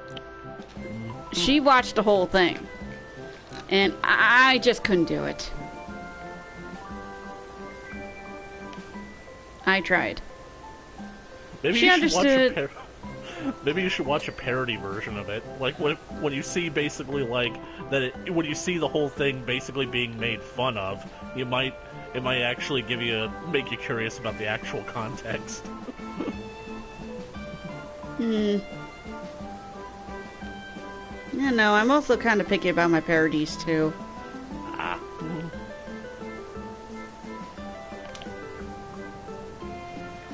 Yep. I know, I guess you could say I've got, far different tastes. I'd rather, have things are, more happy than, emotionally tragic or something than most other people do. Understood. Yeah. And I appreciate you guys understanding that. Why, as much as I would love to have somebody to watch Overlord with me, I know by award the show, LT, any of those, it would specifically have to be the portion where everything is good and there's no tragic thing more or less going on. Like the episode that focused on the lizard folk. I imagine she would love seeing all that. This is all about a group of lizard people banding together to go up against a greater force that was threatening to overwhelm them. And I take it that she also can't watch Goblin Slayer either. Yeah, no. I would not show her the first. The only way that would work is if I never showed her episode 1. And even then there might be some issues. Yeah, I know. I sound like I won't be the best one to watch anime with. But it's just... I don't know. There's just something about my taste. I mean, there wasn't...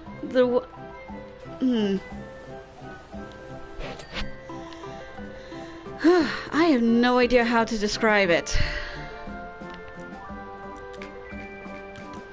When did I start not liking some of that stuff?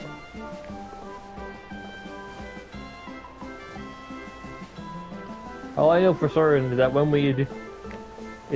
eventually when I am able to hang out with you in person, we are taking advantage of my Crunchyroll account. I don't care what anime you want to put me through. We will use it to its fullest extent. If it happens to be something I also like, all the better. Yeah.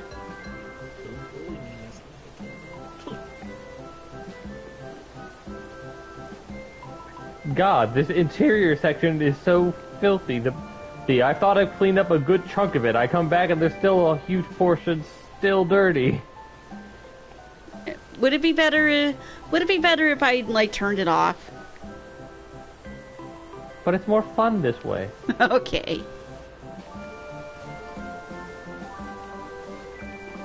Well, I see what your problem is, Chaos. You're trying to clean it while you're inside of it.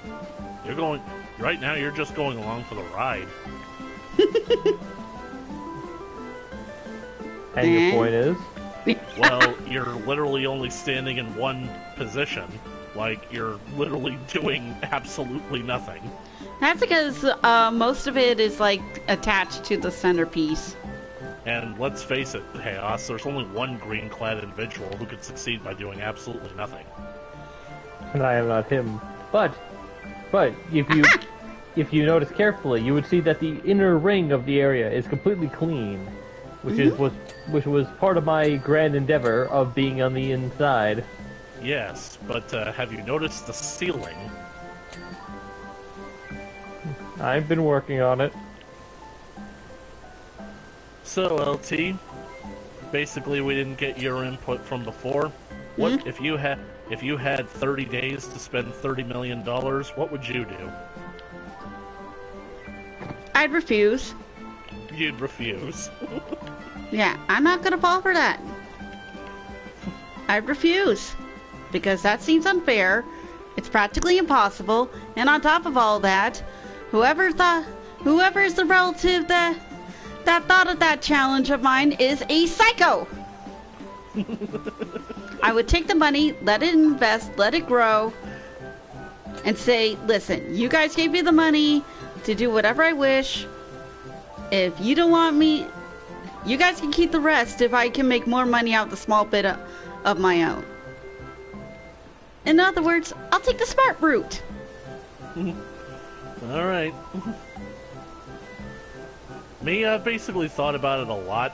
I think that basically one thing that I could honestly see myself doing is that I would probably contribute to scientific research, because the way that scientific research works is that science isn't something that you're always going to get your investment back on. In fact, it's almost guaranteed that you're not.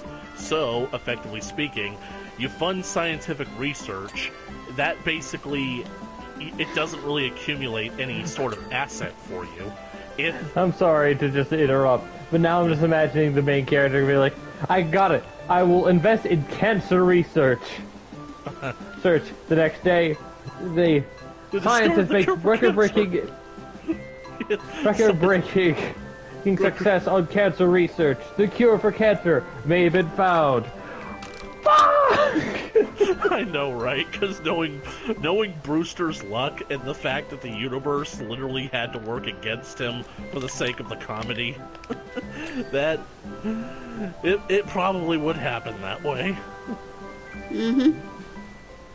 So, but my point basically is that as contributing to scientific research, because it doesn't necessarily always yield results, you are not accumulating any assets, but you're still getting your money's worth, because the whole idea is that science isn't always an exact science. So, you know?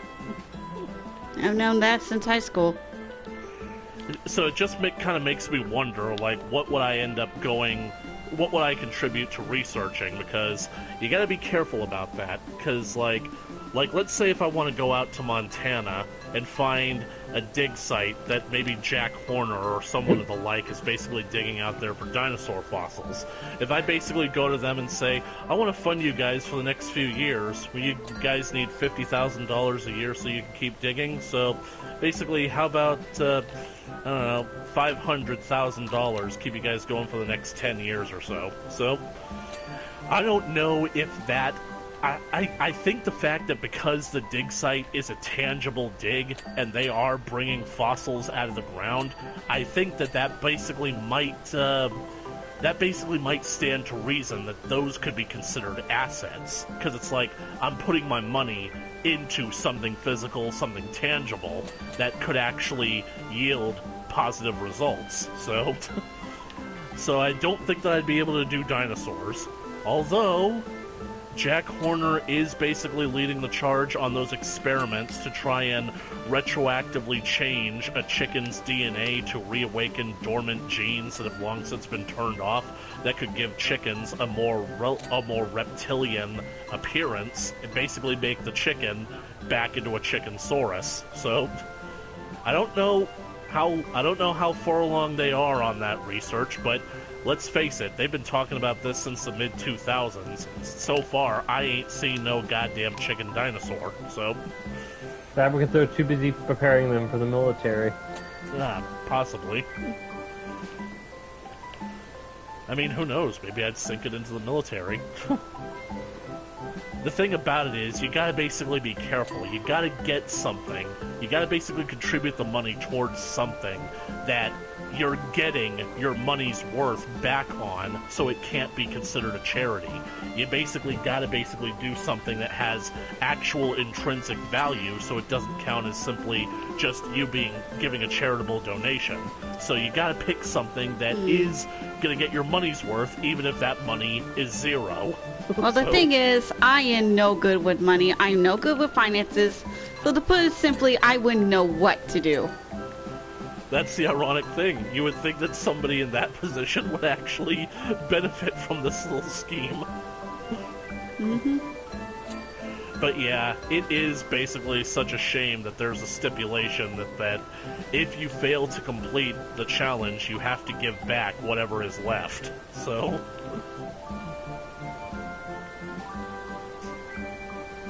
because me and my dad, when we were watching that movie, the 80s version, we were thinking that if he could keep the $30 million and just live off the interest at nearly $8 million a year on the interest alone, that that would be more than enough than anyone would ever need for themselves. Yep.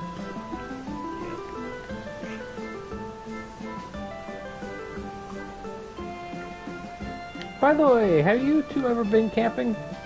I've been camping a few times. Yep.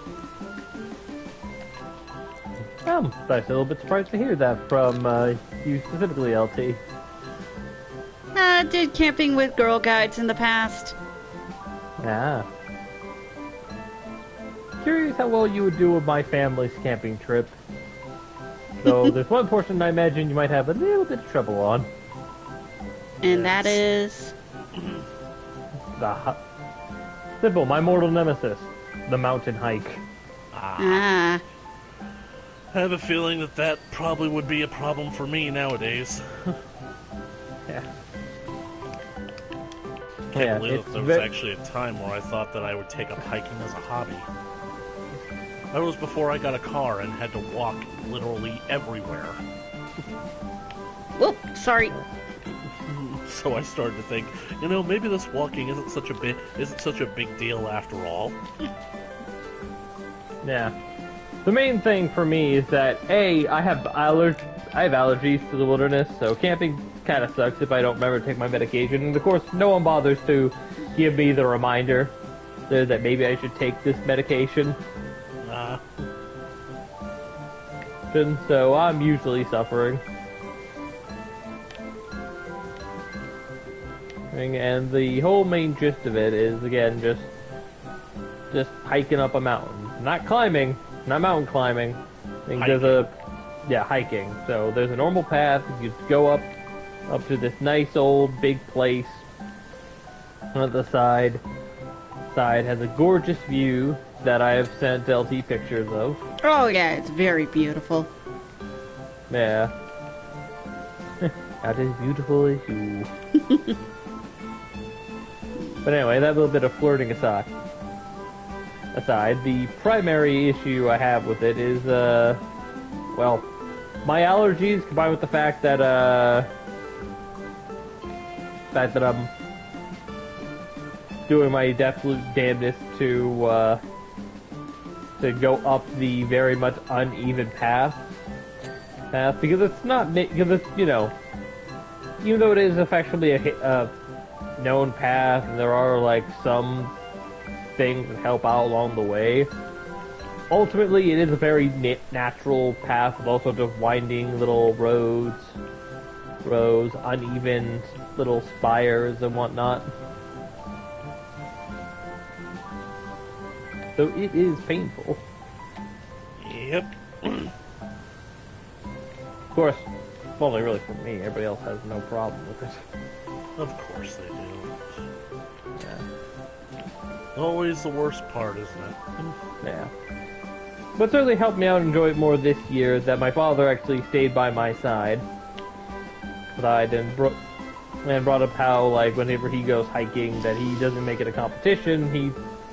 He and the people he usually go with stop, because, you know, it's all about pacing yourself and just getting to the top rather than who gets to go to the top first. Something I'm definitely gonna try to ask to make a more mandatory thing, because it gets so discouraging with everybody rushing to the very top otherwise. Yeah.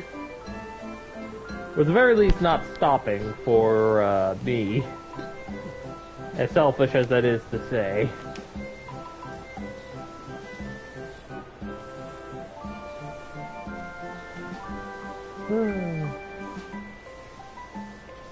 But God, was it so cold. Cold in the few months that it was. Or the few days that I spent there for Memorial Day weekend.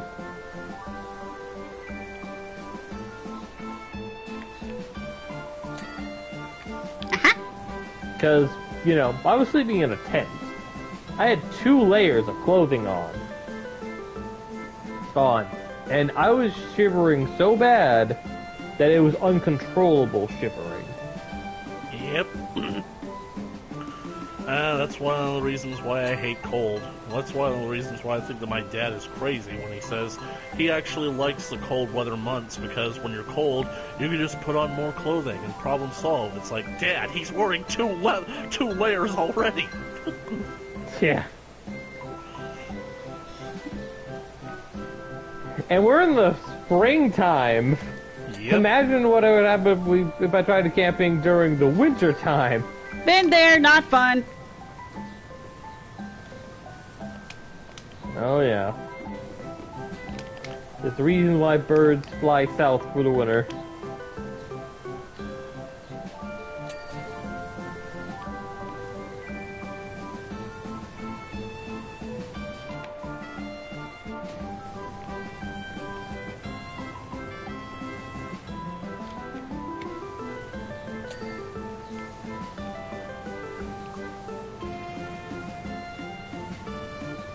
And we actually had probably the lowest amount of people this year too. Everybody Normally, else had better things to do. Well, not necessarily. Like, the family thing everyone loves, well, mostly. My Uncle Frank's kids didn't come at all. Also, that's kind of sad. But on the plus side, this was also the most drama-free year of them all. Yeah, you were If you're worried. wondering, yes, there is a correlation between the two. Ah. Yeah. Yeah, you were like so worried about the drama and everything with your cousins and all. And it all turned out someone heard of your worries and said, nah, we're going to give you a good weekend to camp. Yeah. The only downside is that for my poor Uncle Frank, his kids ends up being mad at him for coming up. Which is,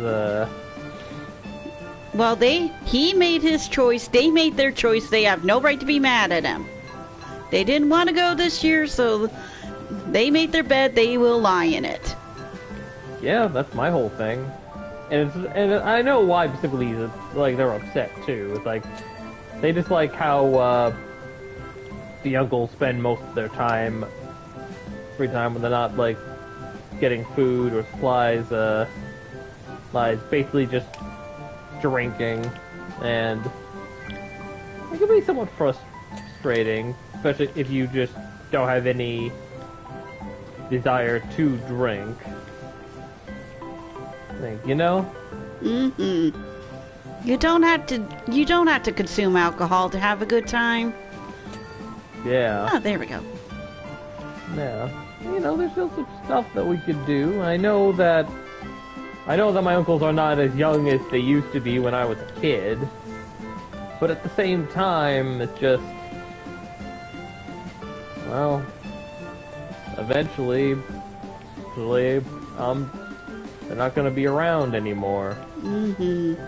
And I really do want to enjoy my time with them fondly on the family trip, but yeah. at the same time, the time is to do with what they please as much as I wish otherwise. Mm-hmm. Problem with my cousins, not going to name them, so in case, you know, well, I suppose I already probably, whatever.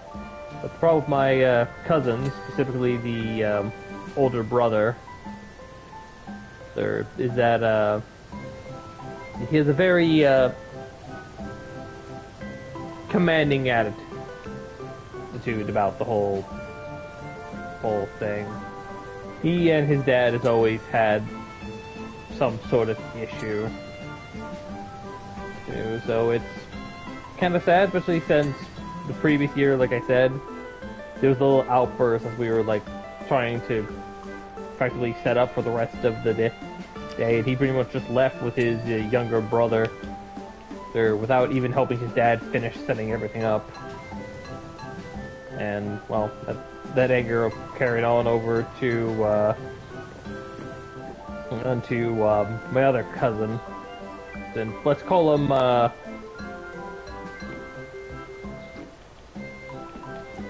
Joseph the Fourth. There we go.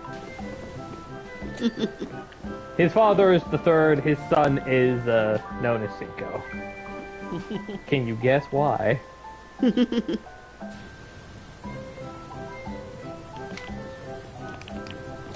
there's something. Oh. Where is it? I got the underside of the horse still. There we go. Yeah. But yeah. He's mad with yeah, I'll just say Joseph for this word to the Uncle Joe. Is because he went with Uncle Frank drinking, which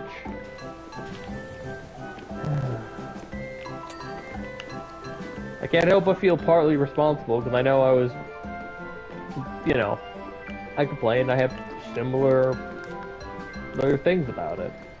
But I'm not going to hold it against them, because ultimately, they're grown-ass adults to do with their time as they see fit. Mm-hmm.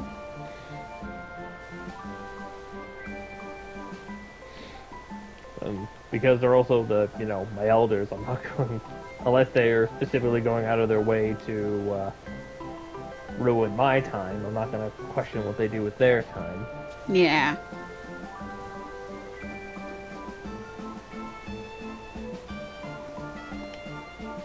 Maybe I'll have a few lapses of judgment in the moment, but ultimately we all love each other, and that's why we go on the trip, so... Mm-hmm. I'm making a mental note to myself that next time I try to run into my cousin again, that I try to help him see reason, so...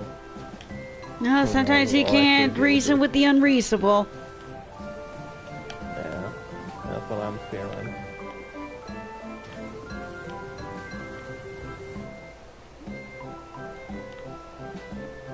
Meanwhile, on the other end, and to talk a bit more of a happy time with the trip, Cinco was definitely his father's son. And I don't mean that in a positive light when I bring that up.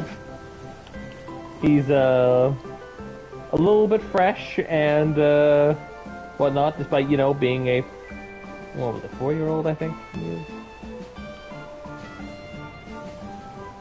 And has led to already moments that we're going to use against him for the rest of his life. Because we may be family, exactly, but he did decide to, Aha! let's say, in the middle of karaoke at the campground, decide to drop his pants and start peeing in the wind, shall we say. Oh my god. Oh, Thankfully, kids. no one was noticing this as I was coming back from the bathroom, and I quickly made a mention to Cinco's father, who was like, "Oh, stop!"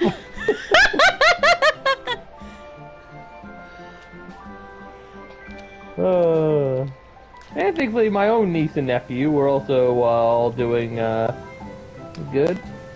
I even taught a few of them how mountains were formed. Because, you know, I feel like if you're going to go on a big old hike up a mountain and go through all that effort, you may as well learn something educational along the way. Oh. I mean, what else are they going to teach them? Educational schools?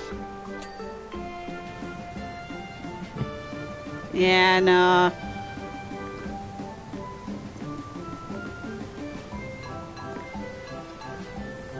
I swear schools rely too much on tests than actual, teaching. Yeah. Basically. Like, as ironic as it is to say, I feel like the best teaching method for like a lot of things right now might actually be in the realm of cyber. I don't just mean like, oh yeah, presentation online. I mean like we have ways of making stuff more interactive. Oh yeah, I mean, everyone. Like, hell, Crusader Kings 2 was used to do actual medieval history. Like, obviously, it goes off the rails the moment the game begins because, once the AI takes over, they're agents of chaos, they'll do whatever the frick they want. But on the bright side, that pretty much represents humanity in a nutshell, so... Oh, yeah. Bless you. Thank you. And then there's other games that also provide unexpected education. Like, for example, there's this RPG game I play sometimes called Nostalgia. And it's made by the same company who did the remakes for Final Fantasies 4 and 3 for the 3DS. They decided to try their own hand at their own RPG. And it brought in a lot of history about the different mysterious wonders of the world, like Machu Picchu, Lake Biwa, and all that fun stuff. Yeah. Yeah, it's on the DS, so it will be very tricky to find. I definitely recommend it if you guys ever want the time to see a world adventure of magic, mystery, and steampunk, with a bit of information about the wonders of the world. Yeah. Alright. I'm assuming when it's saying this horse rod, it's referring to these things, Yep, right? Yep, I got him. Got him! Woo! Woo! And just in time I'm gonna go play too. some carnival games. Yay. Look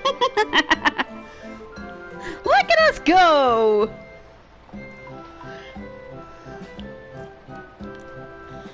Let's see. I want to see the portion where I'm just Yeah. writing on the thing. Yeah. Carousel looks incredible. The others are going to lose it when they see it. I can practically smell all that hard cash in my hands already. Thanks so much. And now, let's see. There it is! And a drill? There it is. I'd recommend going for the drill first because at $1,550, that's certainly going to take a long time. Like I said, it's a big job I'm dreading, but hey, at the plus side though, I'll be one step closer to getting the next power washer. Yep. Yep. Yep. There we go. Well, while Hayos and I are enjoying another ride, I'd like to thank all my wonderful viewers for joining in on this. I'd like to thank Hey, Oz, for regaling us his wonderful hiking stories. The memories will stick with me always. Yeah. To Link for telling us about an interesting movie with a bunch of good life lessons. Yep, that's been pretty much like it's a very fascinating situation to find oneself in. Yep.